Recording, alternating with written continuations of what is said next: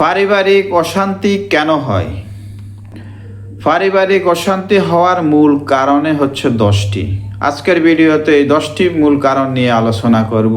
সাথেই থাকুন, দেখতে থাকুন। জীবনের অর্থের অভাব যেরকম কষ্ট দেয়, তেমনি সংসারে যদি অশান্তি লেগেই থাকে, সেই জীবনটাও অসহনীয় হয়ে পড়ে। অনেকেই জানে না, ছোট ছোট কিছু ভুল থেকেই বড় পরিবারগুলোতে অশান্তির জন্ম নেয়। তো চলুন আজকে এই ভুলগুলো কি কি এগুলো আমরা জেনে নিই। পরিবারে অশান্তি হওয়ার 1 নম্বর কারণ হচ্ছে একে অপরকে সম্মান না করা। সম্মান ছাড়া কোনো সম্পর্ক কোনোদিনও দীর্ঘস্থায়ী হয় না। ছোটোখাটো বিষয় নিয়েও যদি একে অপরকে সম্মান না করে, তাহলে কিন্তু পরিবারে অশান্তি বাড়ে। তাই একে অপরকে মূল্য দিতে হবে, একজন আরেকজনকে সম্মান দিতে হবে। তাহলে দেখবেন যে পরিবারের শান্তি শৃঙ্খলা বজায় থাকবে। দ্বিতীয় যে কারণটা, সেটা হচ্ছে যোগাযোগের অভাব।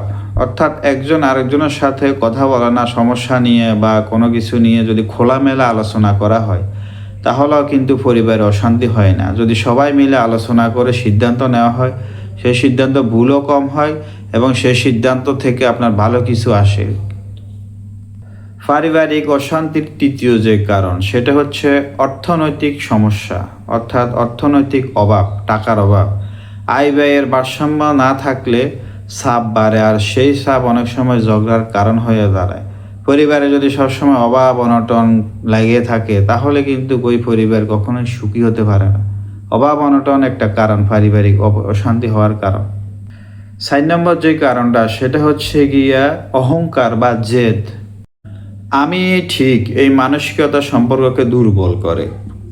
যখন পরিবারের কোনো সদস্য বলবে যে হ্যাঁ আমি ঠিক, আমি যা করছি এটাই রাইট, এটাই ঠিক, তখন সে ভুল করলে ওটা স্বীকার করবে না, আর অন্যরা সেটা মেনেও নেবে না।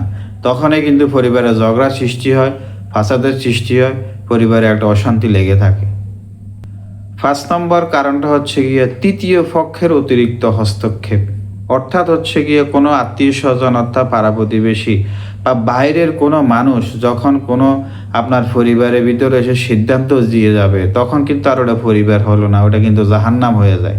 বাইরের লোক যখন পরিবারেতে হস্তক্ষেপ করে, তখন ওইটা আর পরিবার থাকে না, ওইটা এক ধরনের জাহান্নাম। কোনোদিন ওই পরিবার সুখী হবে না যদি বাইরের মানুষ এসে যদি পরিবারের ভিতরে হস্তক্ষেপ করে। তাই বাইরের মানুষকে কখনোই পরিবারের ভিতরে ঢুকতে দিবেন না। নিজেদের ভিতরে যা হবে নিজেরাই সেটা সমাধান করতে হবে, নিজেরাই সেটা সমাধানের পথ বাইর করতে হবে। তাহলেই কিন্তু পরিবারে কিন্তু অশান্তি আর বাড়বে না।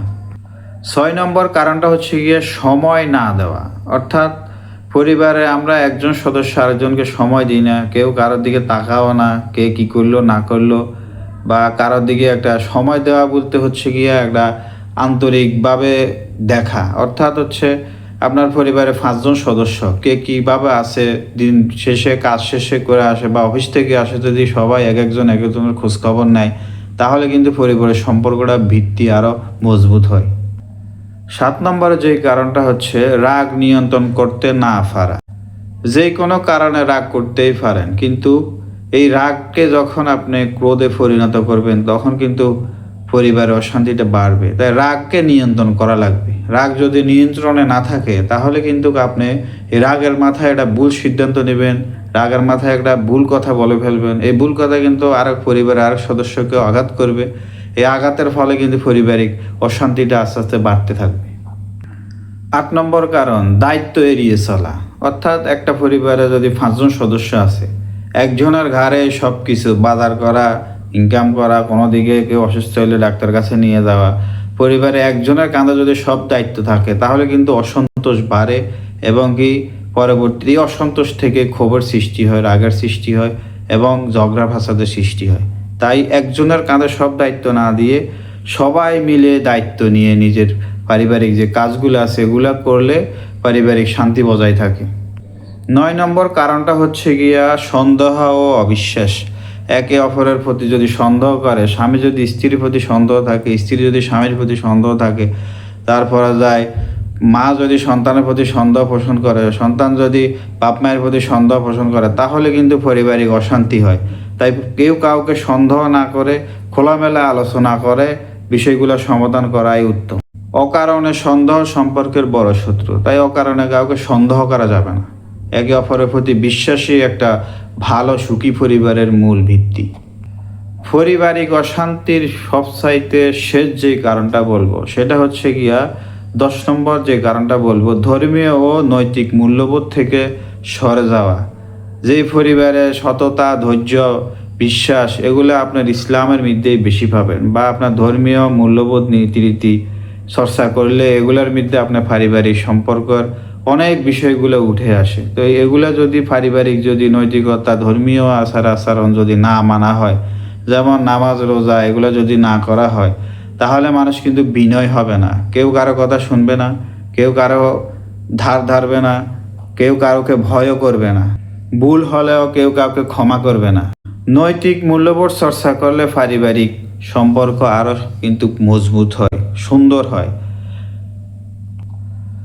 মনে রাখবেন, সুখী পরিবার হঠাৎ করে তৈরি হয় না। প্রতিদিনের ছোট ছোট ভালো আচরণ, সম্মান, ধৈর্য আর ভালোবাসায় একটি শান্তিপূর্ণ পরিবার গড়ে তোলে। তাই নিজের পরিবারকে যদি সুখী রাখতে চান, শান্তিতে থাকতে চান, তাহলে এই কয়েক কথাগুলা মেনে চললে। যদি ভিডিওটা ভালো লেগে থাকে তাহলে লাইক, কমেন্ট, শেয়ার এবং সাবস্ক্রাইব করে অন্যদেরকেও দেখার সুযোগ করে দিবেন। আল্লাহ হাফেজ।